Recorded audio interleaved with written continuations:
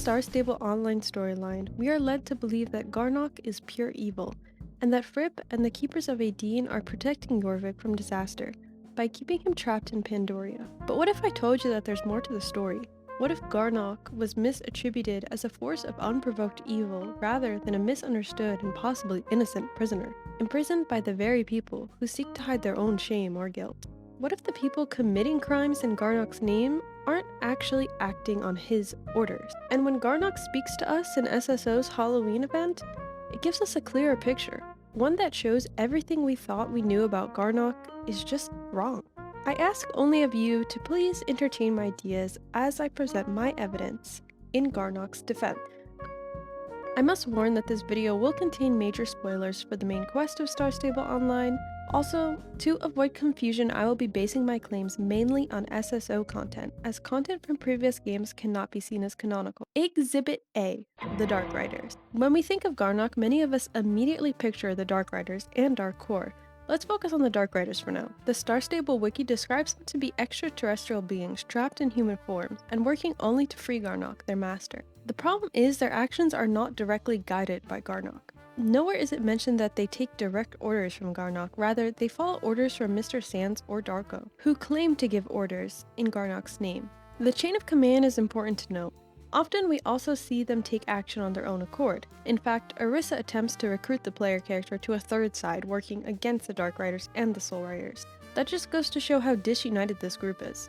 I just don't see that flying if they were all receiving direct commands from Garnoc, who as an ancient and powerful being should be a competent leader. I mean, they worship the guy. So there is no evidence to attribute their evil actions to the doing of Garnoc directly, or to any strict chain of command actually. But you can judge a tree by the quality of its fruits, can't you? Well, that's debatable, since we know Darko and Mr. Sands are the branches. Yes, Garnoc and the Dark Riders do have a shared goal. Well, we can at least assume that Garnoc wants to be freed since his generals work towards that goal. But wanting to be free is never an indication of any guilt. In fact, it is natural to want to be free. These servants have no evidence or claim of having spoken to Garnoc directly in who knows how long. So we can safely say that the actions of the Dark Rider are not a direct reflection of Garnoc's doing. Their evil doing and destruction cannot be defensibly attributed to Garnoc. The action of the Dark Riders are under the command of Darko and Mr. Sands. So next we must look into who they are working for. Exhibit B, Mr. Sands. Mr. Sands is a super interesting character. We learn a lot more about him from Starshine Legacy, but due to conflicting lore between games, we will be mostly ignoring that and characterizing Mr. Sands based only on what we know from SSO. We know he was born in the 19th century London. We also know that Mr. Sands is immortal simply since he's been alive for so long. The Star Stable wiki states that he received the immortality from Garnoc, but in all my sleuthing, I found no direct evidence in SSO's games suggesting that explicitly. If we look into the non-canonical Starshine Legacy, it is explicitly stated that Garnoc and Mr. Sands made a sort of contract, granting Mr. Sands immortality. One problem is that we are given no hint of the exact terms of this contract. This contract was formed after Mr. Sands' lover, Rosalinda, was accused of being a witch and executed. Afterwards, Mr. Sands started hearing a voice, and it turns out that voice was Garnoc speaking to Mr. Sands. This could be seen as genuine proof of direct communication, that Garnoc is recruiting and leading Dark Core's actions, but it was only mentioned in SSL. When looking at the in-game biography of Mr. Sands, the events of SSL are referenced, but just that Alex and the Soul Riders have defeated him before. So, my argument here will not be that Mr. Sands has no direct communication with Garnoc, which I'll take that as fact for argument's sake. We don't know if there is an ongoing communication, but they certainly have spoken and made some kind of deal. I will be instead arguing that Mr. Sands does not act as a servant to Garnoc. He acts independently. Whether he is going against Garnoc's wishes or not, we really don't know as we never hear their conversation. They are separate entities, and Mr. Sands' goals are self-serving, not necessarily in the interest of Garnoc. Thus, we cannot safely say that Mr. Sands' actions and goals are that of Garnoc. And even the in-game biography questions their relationship with BFF? To prove my point that Mr. Sands acts independently, let's discuss what he does in SSO. He chooses to recruit Justin even though he knows he cannot be a Dark Rider due to his lack of magic ability. I believe he does this to rush the ceremony, but the reasoning is not so important. He later regrets this decision and helps the player save Justin from his own doom. That is the act of a person with agency, not a mindless puppet of Garnoc's command. According to Justin, Mr. Sands craves power. He does not act as a servant to Garnoc. Instead, his plan is to use Garnoc as a weapon, to dominate over Jorvik. Mr. Sands wants power and respect. He wants Darkor to rule the world. In other words, he wants to be on top. That is no servant to Garnoc. To Mr. Sands, Garnoc is just the means to the end of his plans. A knife alone isn't evil, but someone who uses it to hurt others is. Here, Garnoc is the knife. Mr. Sands' plans never mention Garnoc's true intentions or what Garnoc would do on his own accord. In fact, he wants to make Garnoc subservient to himself. In Justin's words, Darkor wants to tame Garnoc, and I quote, "as easily as you can control your horse." At this time, Mr. Sands is the leader of Darkor, so it's safe to assume that these are his plans. Almost like Mr. Sands is a Dark Rider, and his steed is Garnoc. He just knows that whoever Garnoc is, he is so powerful not even the Keepers of Aideen could fight him off. So basically they just shoved him in the bottom drawer, or in this case, Pandoria / the bottom of the sea, and hope that he stays put. Someone so powerful is the perfect candidate for Mr. Sands to use for his grand plans of domination. But being powerful is not a crime on Garnoc's part. It just makes him a prime target for power-hungry people like Mr. Sands. So strictly looking at the story, we can say Mr. Sands has had, in some point and to some extent, contact with Garnoc, and he wishes to control Garnoc for his own use. From this, we can simply derive that they are in some type of cahoots, or at least they were, and the extent of the relationship is really unknown.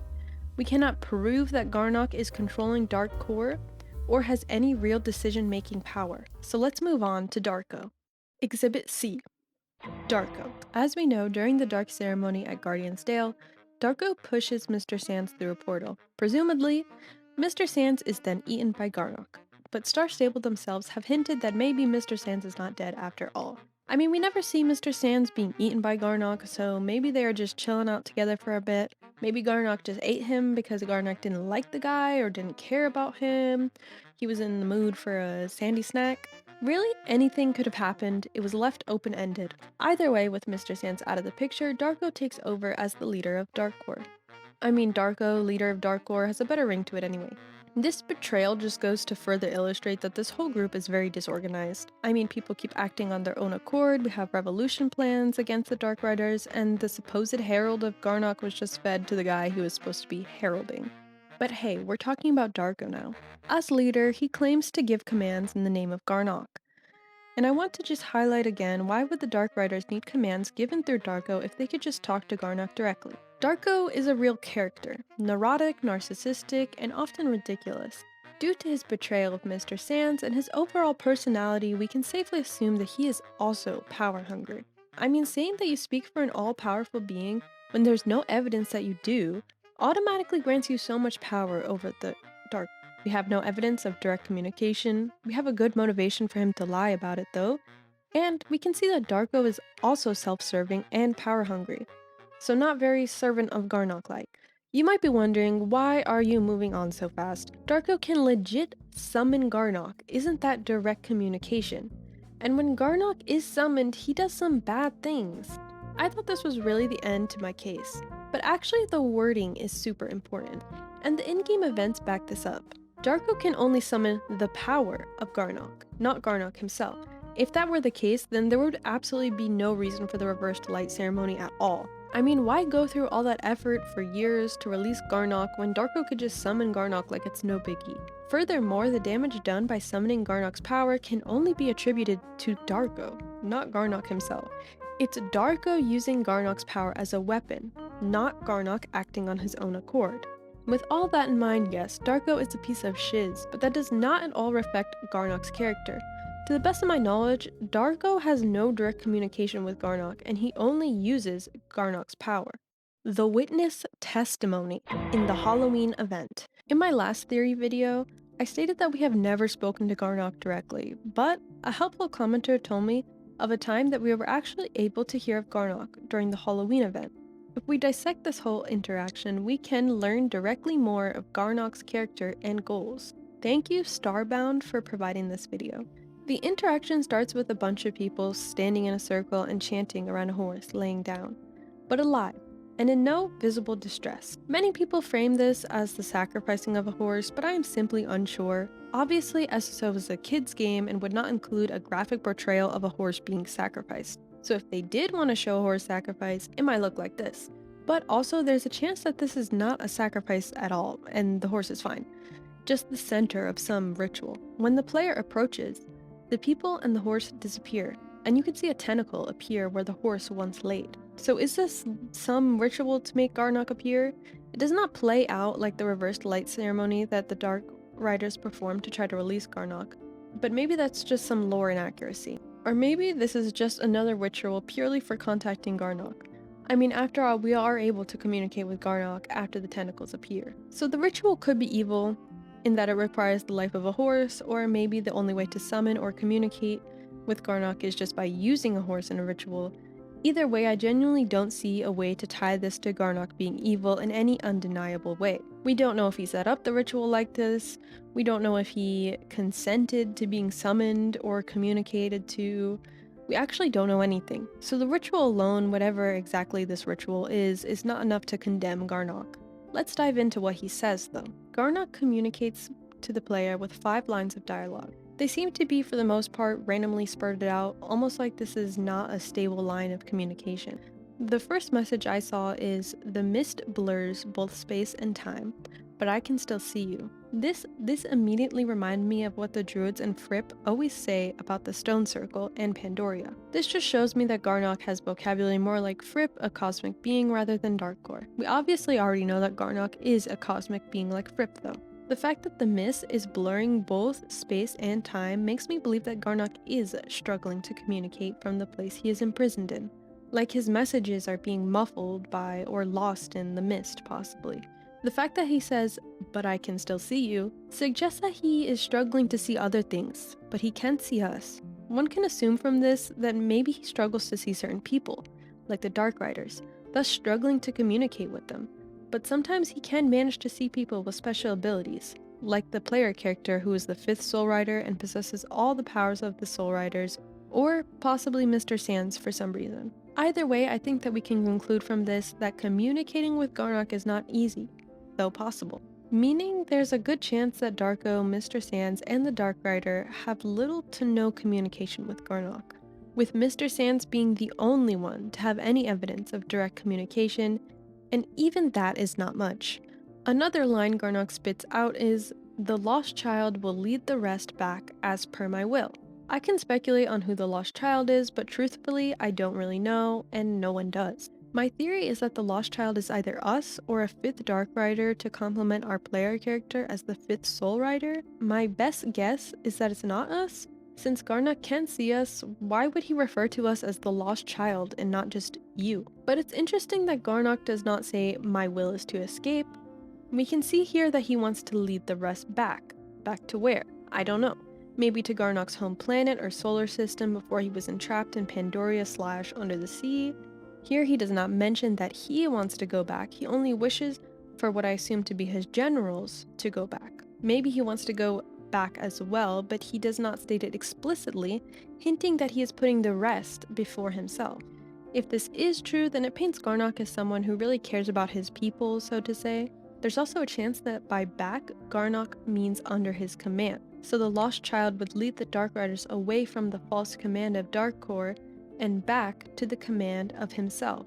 That certainly would mean that Darkor is not a servant of Garnoc. Maybe I'm honestly reading too much into this, but let's read into this a little bit more. The next line from Garnoc is, "4 keys open my chains and 4 lights show the way." This is super interesting. I read it as 4 keys are the 4 Dark Riders and 4 lights are the 4 Soul Riders, meaning that the Soul Riders will either inadvertently or advertently help each other in order to free Garnoc. Maybe we will all realize that Garnoc is not bad, just Darkor is, thanks to this lost child. Then, the Dark and Soul Riders will work together to free Garnoc. It's interesting to note that 4 keys and 4 lights probably does not include us, and maybe since Garnoc is able to communicate to us, we will be the messenger, or like the lost child, who leads the rest back per Garnoc's will. Or maybe we really are just not that important. Garnoc does talk in the present tense though. I think this is just because time and space and thus tenses work differently in where Garnoc is imprisoned. The next line of dialogue states, "This will happen, is happening, has happened, over and over until I am free." The whole "this will happen, is happening, has happened" thing could be a reference to the weirdness of time and space in his dimension, or what I believe is that he is talking about the endless cycle of soul riders throughout the generations. That these soul riders will continually pop up and try to defeat Garnoc until one generation, presumably our generation, ultimately realizes that Garnoc is not the enemy and frees him. Or maybe we are all tricked into freeing him. This fits in with the whole soul riders work with the dark riders to free Garnoc theory I had going on, based on Garnoc's previous line. He states that this cycle has an end though, over and over until I am free. I think this just further illustrates my point. The point of the Soul Riders is not to defeat Garnoc, but to bring the Dark Riders back to Garnoc after we finally realize Garnoc is not the villain. The last dialogue from Garnoc is, "My escape is inevitable." From this we cannot safely conclude that Garnoc actually even wants to be freed. Saying that something will happen is more of a prophecy rather than a personal goal, unless Garnoc is manifesting his goals or something. The line can be read as foreboding. Like Garnoc does not want to see his power released and used and abused by the like of Darko for evil. But that's just my take. Even if he does want to be freed though, that's not a crime, as I've already said. So basically he is saying that he will be free, whether he or anyone else likes it or not. This, of course, is my interpretation of the lines of dialogue. Garnoc's speech being so vague can make it really easy to interpret in many ways. But for sure we can say that Garnoc did not threaten anyone, or give any indication that his will is purely violence, destruction, or the same as Darko. He simply stated what will happen. It paints a totally different picture from what Darko would have you believe of Garnoc. That Garnoc is some ruthless villain who just wants to destroy everything. My final thoughts. So now we have discussed all of Darko and have proven that you cannot necessarily tie the actions of Darko to Garnoc. We have no clear indication that Garnoc is controlling this group. Darko is just a group of people trying to free Garnoc, but the leaders aren't doing it to serve Garnoc, rather to serve themselves. All other organizations like GED, whose only connection to Garnoc is through Darko, cannot blame their actions on Garnoc either. Garnoc himself seems less threatening and less "I want to destroy the world" like than Darko likes to portray him. But my defense still has so much more to cover.